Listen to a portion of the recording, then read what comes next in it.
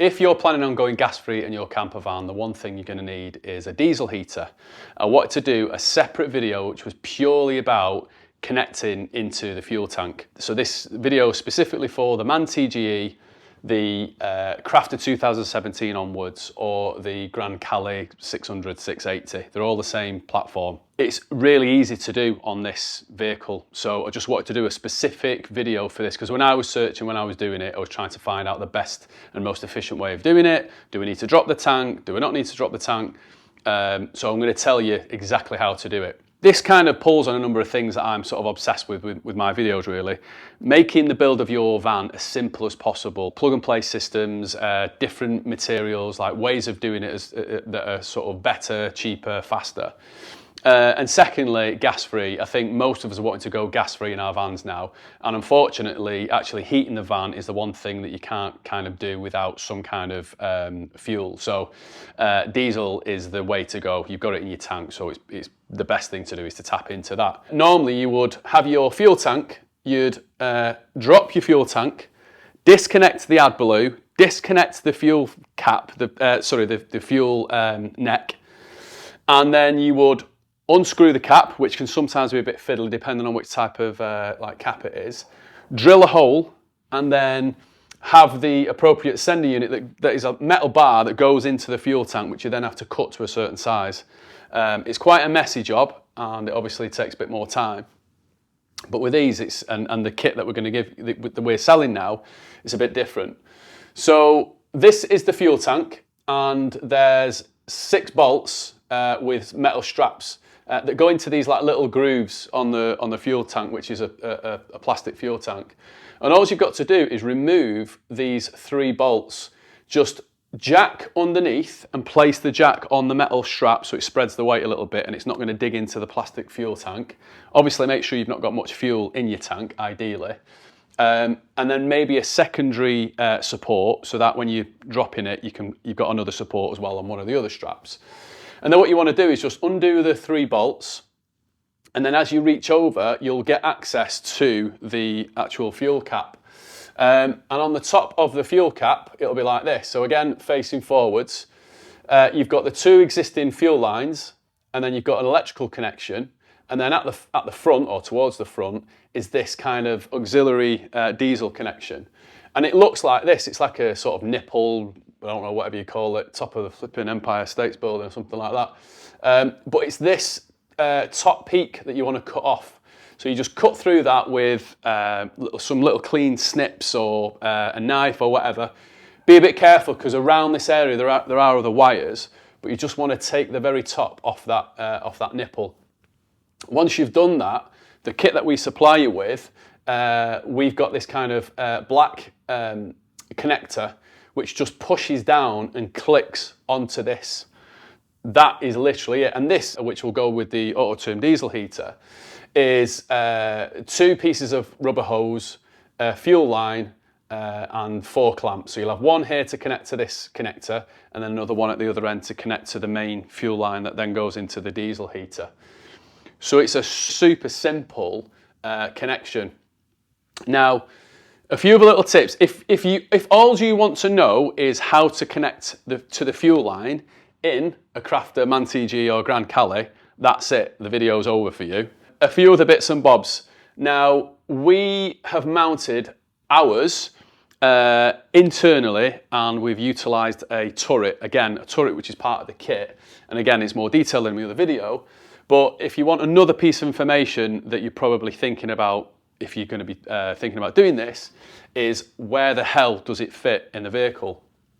Now, underneath the seat, what I did is drilled a 127mm hole. The turret neck will go through that, and then you add a bit of sealant, and then you screw in the 4 corners. And the placement of that turret, or should I say the diesel heater, is slightly off and towards the back. So slightly towards the middle and slightly towards the back. And the reason for this is there's 2 beams in the vehicle there, so you've not really got any other option but to put it in that place. And I've actually utilised the back of the plastic on the existing seat frame and just drilled a hole and then just gone out through that. So that's it in terms of position of the actual diesel heater itself.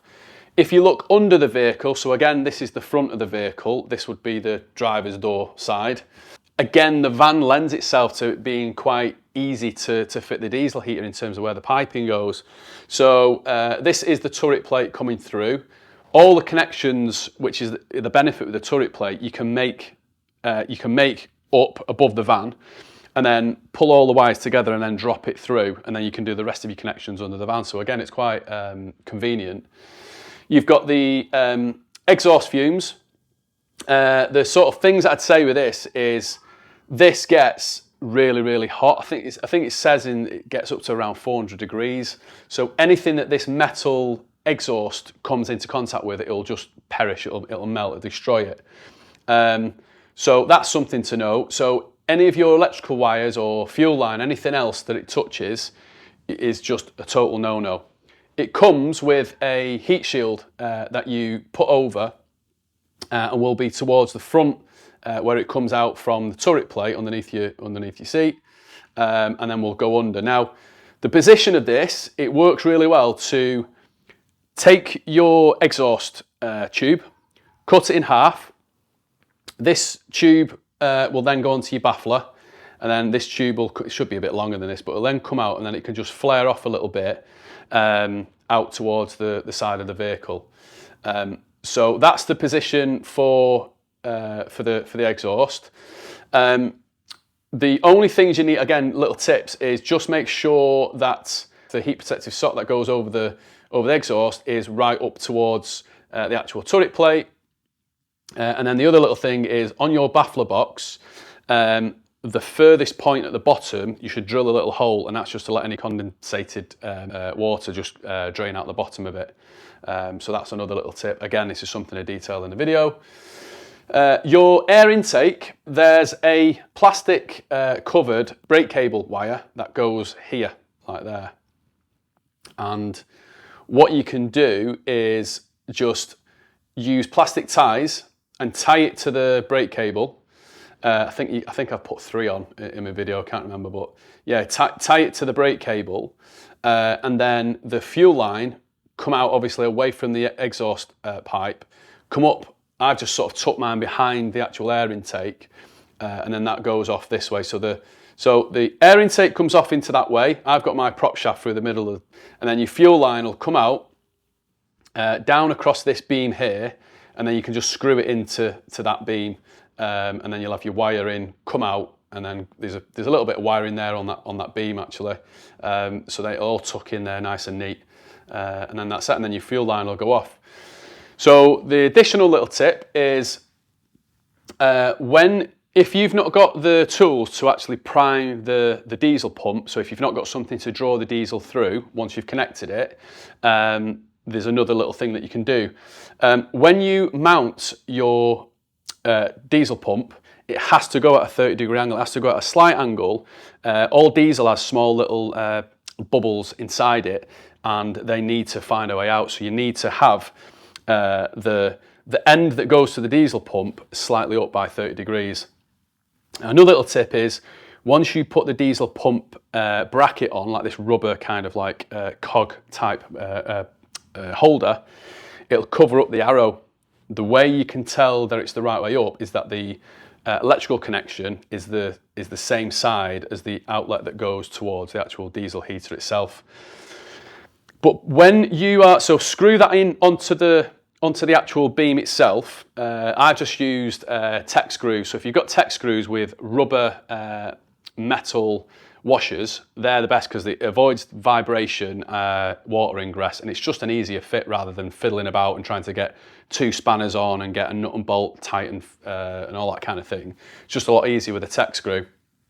Put your tech screw in, get it into the position that you need, but when you're ready to turn the unit on for the first time, put it vertical so that the electrical connection's up, turn it on.